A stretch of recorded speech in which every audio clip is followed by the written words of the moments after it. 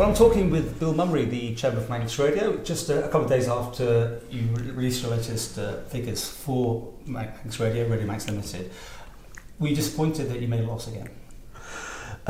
No, not at all, in as much as we reduced the loss by more than 50%, from a little over 80,000 to mid-30s. Clearly one would always want a business to trade profitably, but the reality is you're not going to, in my view, eradicate £80,000 in 1 year. So yeah, I think you did say the year before, you said you hoped to break even, didn't you? So yeah. What happened? I mean, is it, I mean, you're a businessman, so no. Where did it go wrong? The figures in the report indicate that the revenues were down by about 3%. The operating costs had a favourable variance, and the combination of the two is what delivered the closing of the gap, but not the eradicating of it. Where you take it from here, I mean, obviously it will go before Tynwald. It won't be debated. It's just going to be laid before Tynwald. Yeah. So they will fix that deficit, and you move on to next year. Where's your planning going then? Because obviously it's coming up for the whole debate about the future of Manx Radio. Yeah. So I'm getting to, I suppose, where do you think the future lies? Okay, the situation is slightly different this year, and as you should know, there was a committee formed to look at Manx Radio. That committee has made public an interim report. From that, it's invited further additional input from a number of parties and stakeholders, including ourselves. It will then move to a final report, and that will be the basis of the actual discussion within Tynwald. To that extent, we're slightly in a betwixt and between situation, because we clearly need to be made aware of what the wishes of the nation, first and foremost, towards public service broadcasting and the House of Tynwald, before we can really finalise how we deal with the outputs and the outcomes. I think that the subcommittee chaired by Dr. Allinson is doing a very thorough job. I would be very hopeful that at the end of the exercise there is a win-win, in that it will help guide all of the stakeholders to secure a longer-term, stable future. Well, they've sort of indicated they think the advertising model might not be the way forward. Would you be happier just to have the subvention money, BBC money, TT money, whatever goes in the pot, and not worry about the commercial side as such? Would that be a better way forward, do you think, for you as a company? I think there is an empirical argument about public service broadcasting, and in an ideal world, whether or not it would be commercially funded. The reality is, and again it's public information, is that we generate a little over 1 million in gross revenues, and there's a cost of sales attached to that.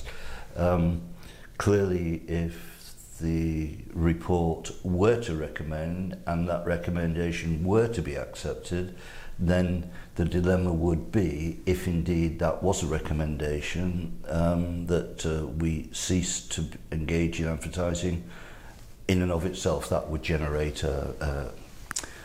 a shortfall that would need to be met, and so one can, I guess, understand the attraction of becoming entirely traditionally PSB with no commercial revenue, whether that's deliverable in the present climate. What do you think, though? You're the businessman. Would you see that that's a better way or not? Are you happy with the way it is? I think that, for example, if you look at the age demographics of the island, and if you look at where disposable income is, and you also look at the target audiences defined for the other two licence holders as part of their conditions of licence, then one has to say that absent Manx Radio, which has something of a bias to a slightly older audience, then it might leave a gap in the market insofar as being able to, businesses on the island being able to reach their audience. It's quite an interesting approach to say you need to fill that. Shouldn't number one thing be public service broadcasting, just the programming, not the commercials? You know, should you be worried about reaching an advertising population or providing quality public service broadcasting at a fixed cost? And you'd no way wouldn't have this variables each year, would you? Clearly that would, in many ways, that would streamline the model. But what I'm saying is, absent the ability, for understandable reasons on the part of governments, to be able to fund the gap that would be created. Well, it would have to be a different model, wouldn't it? I mean, I think it would have to be a smaller, leaner sort of broadcaster, probably, because of it. There is this debate that keeps arising about the inverse perceived unfairness, and I stress the word perceived, between Manx Radio and its commercial activity and other licence holders.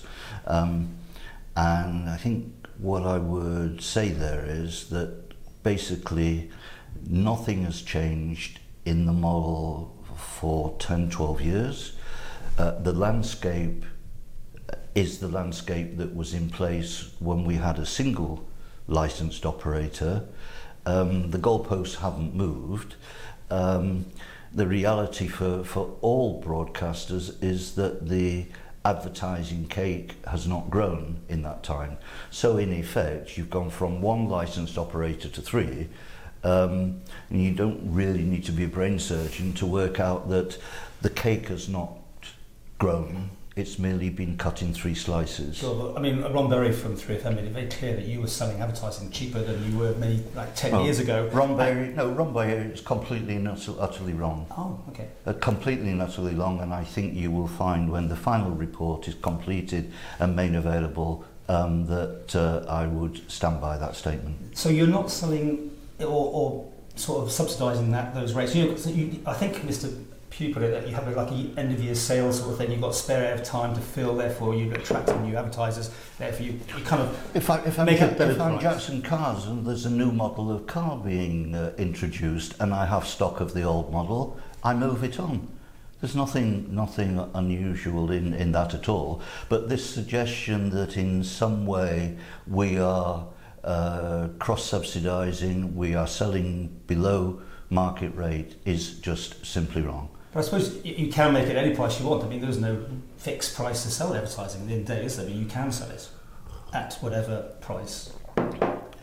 I mean, as long as you cover your costs, I suppose. Yeah, I guess the reason I struggle a little bit with this is over a 52-week calendar, there is not a business vertical that is selling a product that doesn't, as part of the well understood method of selling your product, from time to time have one or other form of special offers.